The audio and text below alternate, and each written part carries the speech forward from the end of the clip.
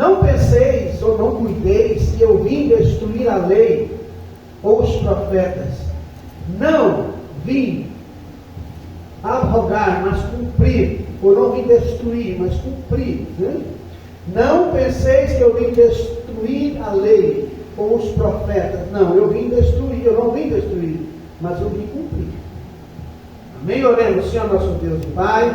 Obrigado por estar na tua casa. Venha nos abençoar, Senhor. Derrama o teu Espírito sobre nós, sobre a tua igreja. Faz a obra nesse lugar. Encha-nos da tua santa presença, em nome de Jesus.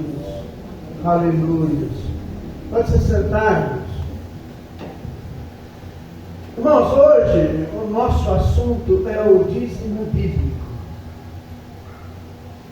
Será que todos devem pagar o dízimo? Ou devolver, como você queira? No original, lá em Malaquias, está escrito pagar. Né? Trazer, ou seja, Deus está cobrando, que se cobra dívida. Né? Dízimo é coisa do Velho Testamento ou do Novo Testamento? Vamos responder alguma dessas perguntas à luz da Bíblia Sagrada. Vamos mostrar o que a Bíblia diz. Né? No texto que lemos, nós vemos nosso Senhor Jesus Cristo falando, ele é bem claro, bem incisivo quando ele fala: eu não vim destruir a lei, mas eu vim cumprir. O Senhor não veio destruir, mas veio implantar uma nova lei, um novo sistema. Assumar o que não. Então, veja bem,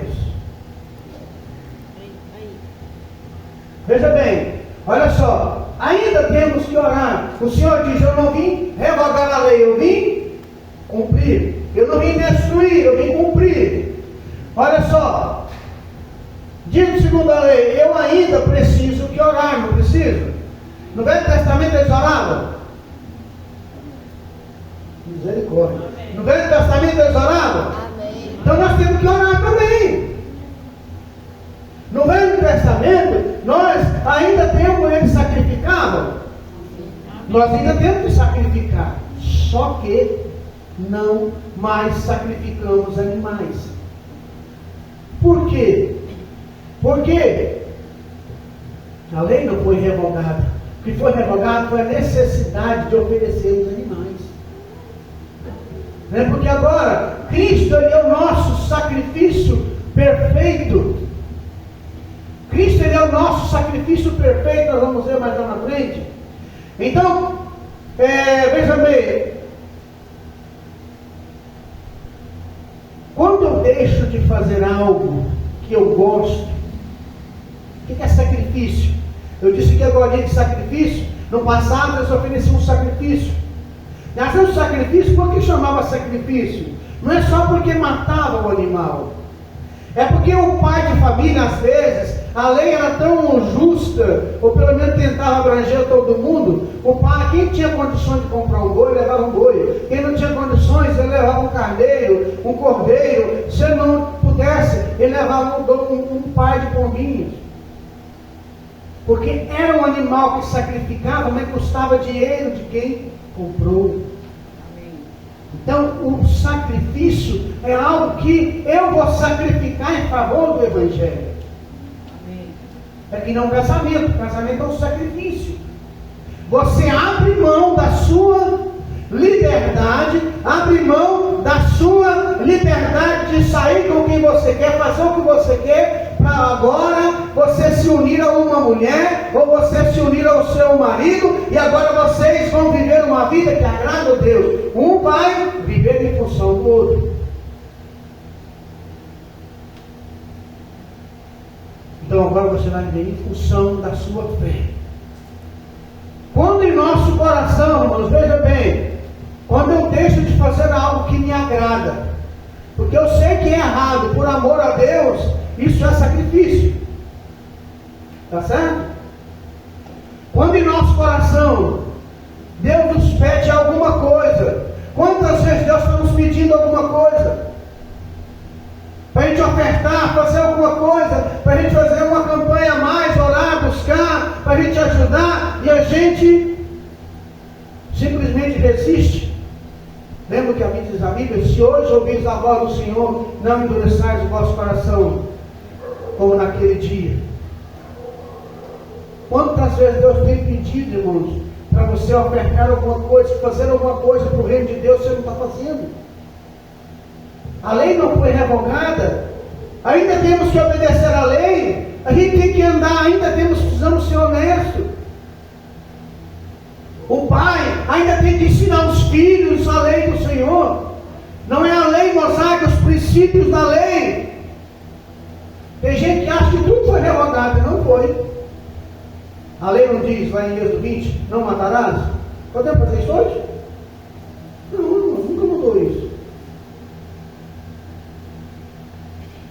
Poder até você pode, você vai se tornar um criminoso. Podemos cobiçar a mulher do próximo? Não, Jesus Cristo falou assim, olha, não vos digo apenas umas relações sexuais ilícitas, mas aquele que olhar para uma mulher com intenção impura no seu coração já adulterou com ela. Olhar para uma pessoa, achar bonito, quer seja homem ou mulher, não é pecado. O que é pecado é a cobiça. Eu ir além. É eu começar a enxergar um lado que me deseja. Eu tenho que tomar cuidado com os meus desejos. Tem hora que o diabo não precisa fazer muita coisa. Já deve ser pescador. Eu sou ainda pescador. Ele só lança a isca e fica olhando o coitado morder. Não é? Ele lança a rede e fica esperando alguém cair nela. Você está caindo na artimanha de Satanás, não está vendo? Eu preciso tomar cuidado, irmãos, a sua fé é o seu bem maior. Tudo aquilo que vai contra a minha fé, eu não posso aceitar. Um dia eu bati na mesa bem forte, gritei com a minha mãe, que eu só posso tocar em tudo, mas na minha fé só nunca vai tocar. E eu vejo as pessoas deixando a fé ser tocada por muito pouco, troca Jesus por muito pouco.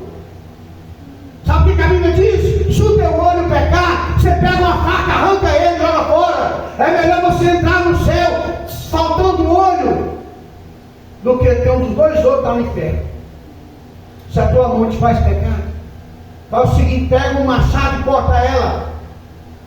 Se vai sangrar, vai doer, mas é melhor você entrar no reino de Deus manco, faltando um pedaço, mas está todinho na glória, do que estando inteirinho no fogo do inferno. As pessoas não estão vivendo o Evangelho. Nós não estamos vivendo para o Senhor, estamos vivendo para nós. Tem hora que eu estou vivendo para mim, não é para o Senhor. Eu viver para o Senhor, eu falar, Senhor, o Senhor quer que eu faça isso? O Senhor quer que eu viva isso? É isso, irmão. Quer ver alguém vai mudar a sua vida? Em seus passos que faria Jesus. Uma igreja fez um desafio. Dos passos 30 dias, ninguém comprar e vender. Não fazer nada sem perguntar, Senhor, o Senhor faria o que eu estou fazendo? No dia que você se perguntar, o Senhor faz o que eu faço, você vai obter uma resposta que agrada ao Senhor. A lei não foi revogada, o que foi revogado foi a necessidade de oferecer sacrifício sobre o altar. Hoje o Senhor não quer um cordeiro lá no altar. Hoje o Senhor quer um Isaac lá no altar. Lembra quando Abraão e Isaac iam, quando Deus falou, Abraão, irmãos, essa história é maravilhosa, você tem que ir lá em Gênesis. Sabe por quê? Quando Abraão não tinha filhos com sua esposa, ele até tinha com outras mulheres, mas não tinha o filho da promessa. Não é o que a Bíblia mostra. E ele andava na fé, mas quando o filho nasceu, com Sarai com 91 anos, ela deu a luz daquela criança. E Abraão começou a conviver com o seu filho, Natan. Você vai ver como é bom quando ele começa a andar, começar a brincar. Quando você começar a correr, tem que parar para brincar, a coisa vai ser a melhor coisa do mundo. Eu lembro até hoje quando eu fazia pipa para brincar com os meus filhos. Então, Deus viu, não estou ouvindo, que aquela criança estava sendo mais importante do que Deus. Deus um dia, quando Abraão estava orando, quem sabe quando ele estava deitado, que eu vou te mostrar. Você vai fazer o seguinte: você vai pegar Isaac, colocar sobre o altar e oferecer em sacrifício a mim. Já pensou? Você tendo um único filho, Deus te pedir isso? É aquilo que vai estar mais importante do que Deus para você, irmão. Deus não quer que nada seja mais importante que a sua fé para você. Para você é a sua fé, porque a única coisa que te mantém nesse mundo, livre das obras de Satanás, é a sua fé. Então Abraão deve ter reclamado, mas ele aceitou. No outro dia ele partiu com seu filho para Moriá. E quando eles iam chegando, quando ele deixou os criados mais distantes, e ele simplesmente ia caminhando, Abraão e Isaac, e naquele percurso que ele deixou, quem sabe, distância de um quarteirão, ele deixou os seus criados e foi sozinho, só ele e Isaac. Colocou a lenha no ombro de Isaac. Isaac foi caminhando. Isaac olhou para ele: pai, vamos oferecer um sacrifício. Eis aqui o fogo e a lenha. A lenha eu estou carregando, o fogo está aqui. Mas cadê o cordeiro? Ei, moço, aquilo ali é para o pai derramar lágrimas. Mas Abraão não derramou uma lágrima para o Senhor: meu filho, Deus proverá cordeiro para si. Deus vai prover um cordeiro para você. Deus vai te mandar um cordeiro. E foi. Chegando lá, ele armou o altar. E naquele momento, a Bíblia não conta, mas eu acredito que Abraão contou tudo para ele. E Isaac aceitou. Porque Isaac não estava em cima do altar amarrado, estava? Estava não. Ele aceitou. Você tem que se oferecer no altar como Isaac. Senhor, eis-me aqui. Senhor, eu estou aqui no teu altar. Eu quero fazer a tua vontade. Eu quero que o Senhor me abençoe. Eu quero viver a tua palavra como ela precisa ser vivida em mim. Porque Cristo ofereceu o maior sacrifício. Abraão ofereceu o maior sacrifício quando ele levantou a mão com a ferramenta para degolar seu filho. Deus gritou: para, Abraão, que agora sei que tu temes a Deus. E Abraão olhou para o lado e ele viu um servo ali, preso entre alguns arbustos. Ele pegou aquele animal, colocou sobre o altar e ofereceu. O que Abraão falou? Meu filho, Deus vai prover sacrifício para ser. Abraão estava dizendo: meu filho, Deus é quem sabe de quanto quer Deus prover. Irmão, quando Deus quer te abençoar, Ele abençoa. Não tenha medo. Olha só 1 Pedro 3,18. Porque também Cristo padeceu uma vez pelos pecados, o justo pelo injusto, para levar-nos a Deus, mortificando na verdade na carne, mas vivificado pelo Espírito. Amém? O Senhor, Ele simplesmente, Ele te escolheu. E Ele derramou o teu sangue lá na cruz por você. Agora você tem uma missão, que é o viver a sua palavra. Mas vamos voltar lá em Gênesis 14, versículo 18. Gênesis 14, versículo 18.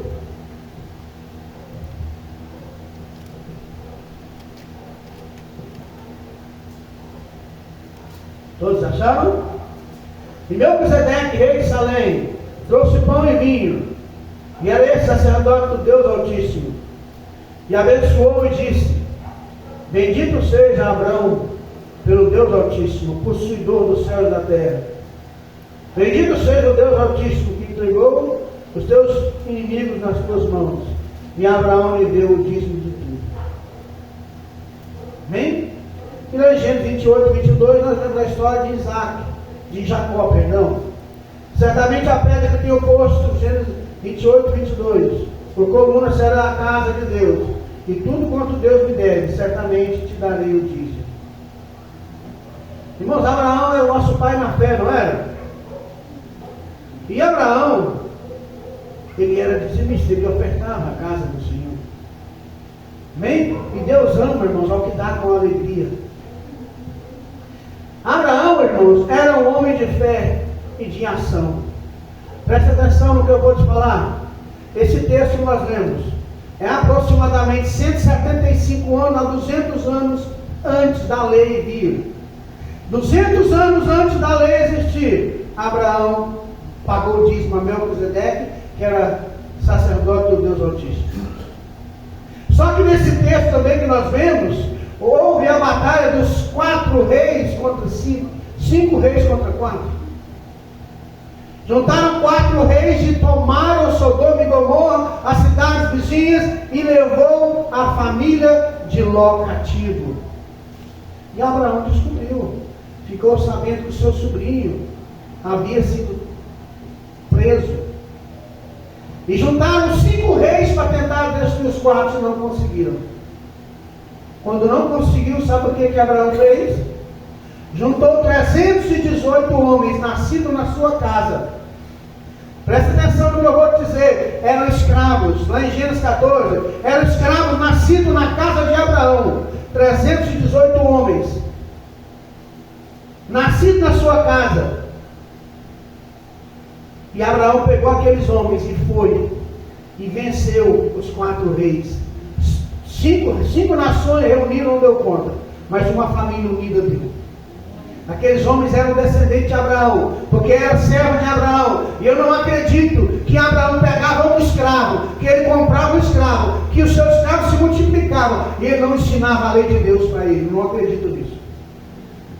Porque quando Abraão estava idoso, e seu servo mais antigo, chamado Eliezer, é chamado para fazer um juramento, para buscar filho para uma esposa, para seu filho Isaac, já estava na hora de se casar, com quase 40 anos de idade. Eliezer, então agora, vai e obedece, e aquele homem no caminho, ele ora, ele busca. Eliezer é o tipo perfeito do Espírito Santo. Então, irmãos, Abraão ensinava a seus servos a lei de Deus. Hoje os pais não querem ensinar para os filhos. Educação se recebe em casa. Eu vi alguém dizer essa frase a você. Educação que se recebe em casa. Na escola se recebe instrução. Quem dá educação é pai e mãe. Se os seus filhos não têm educação, é porque você não está dando. Lá na escola é só instrução, conhecimento. Conhecimento não traz educação. Conhecimento muda o caráter. Quem muda é pai e mãe. Educação em casa. 318 homens. Mudou uma história. Essa é a batalha dos 318. Quando você vê, é que Abraão com sua família venceu 5 reis. Venceu várias nações. Isso nos leva a refletir. Se a sua família se unir e for fiel, poderá vir o que vier que você vai vencer. Amém. Glória a Deus. Cada um no seu lugar. Cada um no seu lugar você vai vencer. Aleluia. Abraão foi, venceu, trouxe de volta. Que aqueles reis não conseguiram. E Abraão, então, quando ele chega, Melquisedeque o recebe. E diz a Bíblia que ele é rei de Salém, sacerdote do Deus Altíssimo. E ele pede às pessoas, Abraão dá tudo, assim, olha, eu quero só a porção dos que foram comigo. Mas, então Abraão, ele pagou dízimo. Gênesis 14, 19. E abençoou e disse, bendito seja Abraão, pelo Deus Altíssimo, o possuidor dos céus da terra. Olha só, Abraão, ele foi abençoado por aquele que possui os céus e a terra. E quem possui os céus e a terra, se você tem comunhão com ele, a sua vitória é garantida. E bendito seja o Deus Altíssimo que entregou os teus inimigos nas tuas mãos. E Abraão deu-lhe o dízimo de tudo. Amém. Dízimo não é coisa da lei, mas é da fé. Foi de novo, Camila, você deixa. Dízimo não é coisa da lei, coisa da fé. Dízimo não é coisa da lei, irmão, não é coisa da fé. Tem que colocar o mouse. Não, o mouse ainda está lá.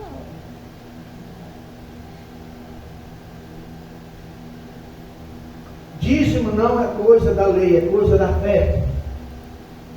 Abraão era dizimista, não é?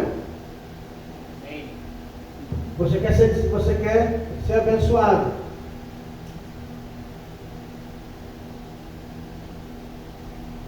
Olha só. Ser dizimista, irmãos, é consagrar o seu dinheiro. Quando eu sou dizimista, eu estou consagrando o meu dinheiro. Abraão não é o nosso pai na fé? Ele não era dizimista? Então a gente tem que ser também. Quando eu sou dizimista, eu estou consagrando o meu dinheiro ao Senhor. Isso foi o dízimo lá no Velho Testamento. E no Novo Testamento tem que falar sobre o dízimo? Tem. Mateus 23.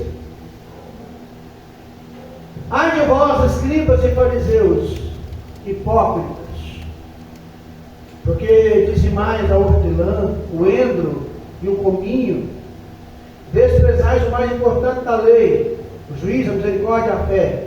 Deveis, porém, fazer essas coisas sem omitir elas.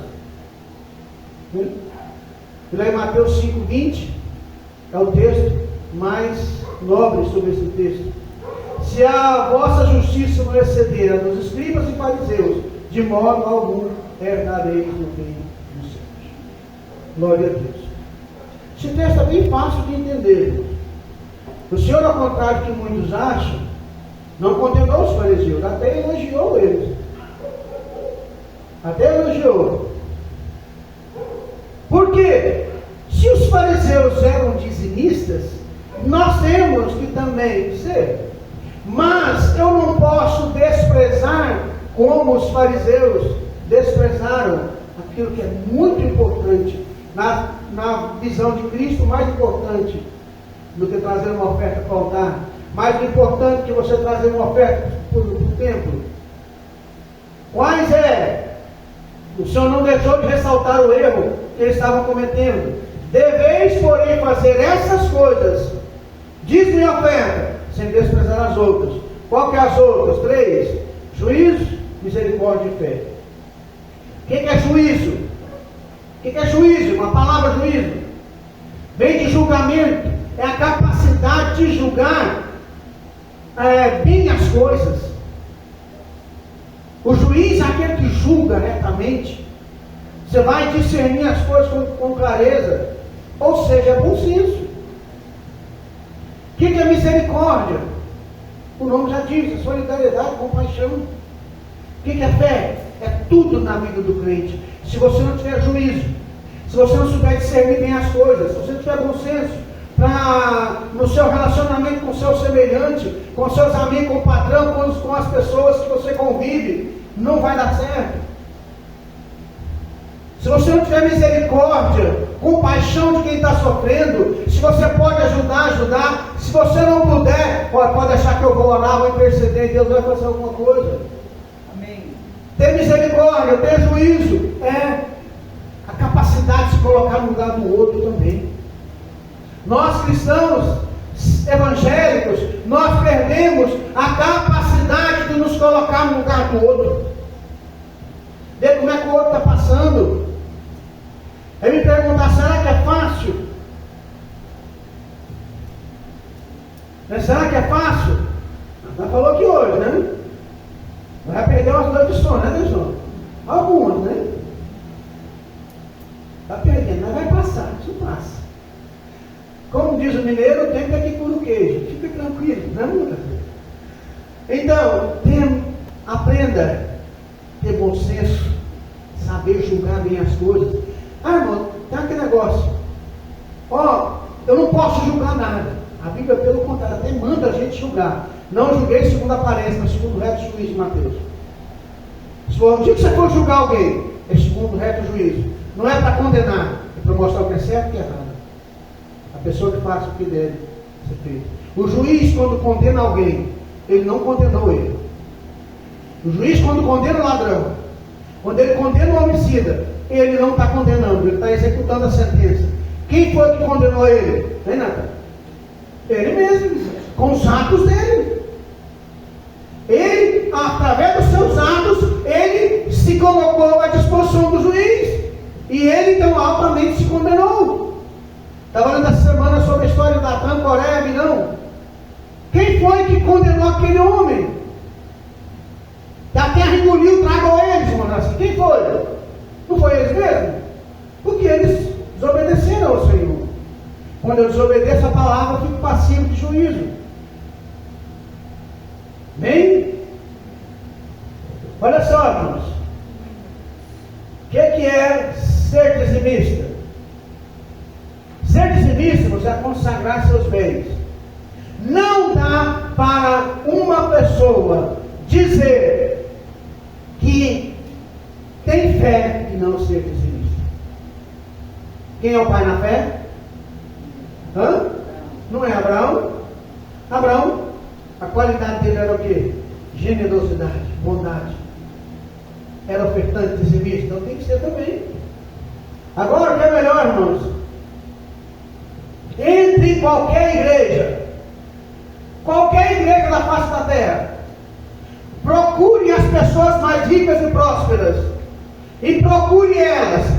Você é ofertante dizimista, e você vai ouvir um sonoro sim, com prazer. Porque quem me dá graça para me trabalhar é o Senhor. Quem me abençoa é o Senhor.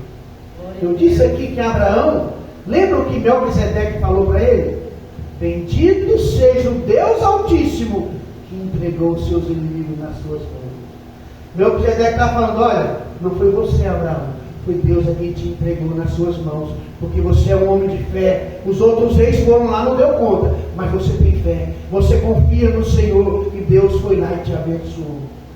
Foi isso que Deus quis dizer, irmãos, através de Melquisedeque. Amém? Glória a Deus. Vamos ficar em pé, irmãos. E eu quero que você saia daqui hoje com pelo menos uma parte da mensagem que ele falou com você.